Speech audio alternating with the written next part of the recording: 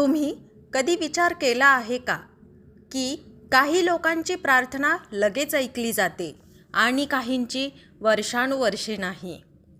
कारण प्रार्थना चुकीची नसते, पण वेळ आणि पद्धत चुकीची असते. 2026मध्ये येणारा अधिक मास हा फक्त एक महिना नाही, हा तुमचं नशीब बदलवण्याची संधी आहे. पण जर तुम्ही एक छोटी चूक केली तर ही संधी हातातून निसटेल.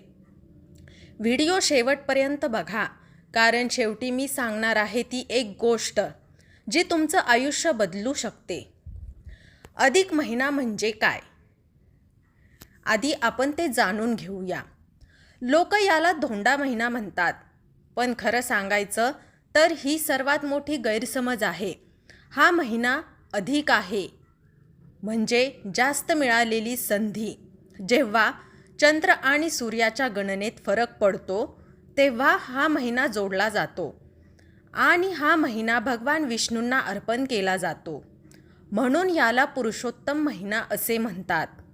या काळात केलेली साधना सामान्य दिवसांपेक्षा अधिक पटीने फळ देते. 2026मध्ये अधिक महिना कधी आहे हे आपण जाणून घेऊया.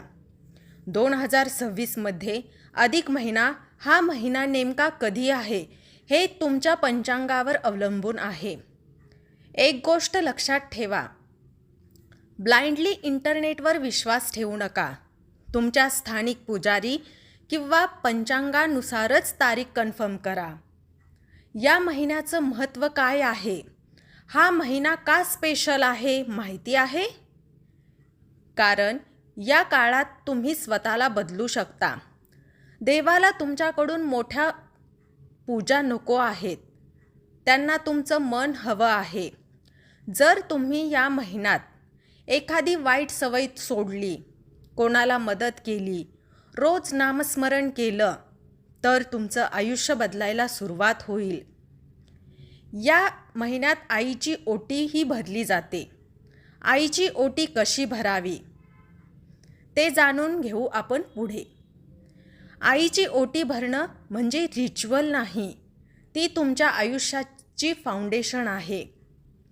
त्यासाठी लागणारं साहित्य हळदी कुंकू, नारळ, फळं, साडी, वस्त्र, दक्षिणा. पण सर्वात महत्त्वाचं काय? भावना. आईच्या पायाला स्पर्श करा आणि मनापासून म्हणा, तुमच्या आशीर्वादाने माझं आयुष्य योग्य मार्गावर जाऊ दे. सगळ्यात मोठ्या चुका, आता लक्ष द्या, इथेच लोक फेल होतात. पूजा करताना मन दुसरीकडेच असतं. पूजा हे फक्त दिखावा म्हणून करतात. किंवा काही लोक सोशल मीडियासाठी भक्ती करतात. देवाला तुमचा व्हिडिओ नको आहे, तुमचं सत्य हवं आहे. जर तुम्ही फक्त लाईक्ससाठी भक्ती करत असाल तर काहीच बदलणार नाही. काय केल्याने खरा फायदा होतो हे जाणून घेऊ. रोज 10 मिनिटे देवाचं नामस्मरण करा. आठवड्यातून एकदा दान करा. स्वतःच्या चुका स्वीकारणे. देवाला इम्प्रेस करायचं नाही, स्वतःला सुधारायचं आहे. तुमची इच्छा 24 तासात पूर्ण होईल का? कदाचित नाही. पण जर तुम्ही या महिन्यात स्वतःला बदललत तर तुमचं फ्युचर नक्की बदलेल. कॉमेंटमध्ये जय श्री विष्णू लिहा. हा व्हिडिओ त्या व्यक्तीला पाठवा ज्याला खरंच गरज आहे. आणि सबस्क्राईब करा, कारण इथे आपण फक्त भक्ती नाही तर सत्य सांगतो.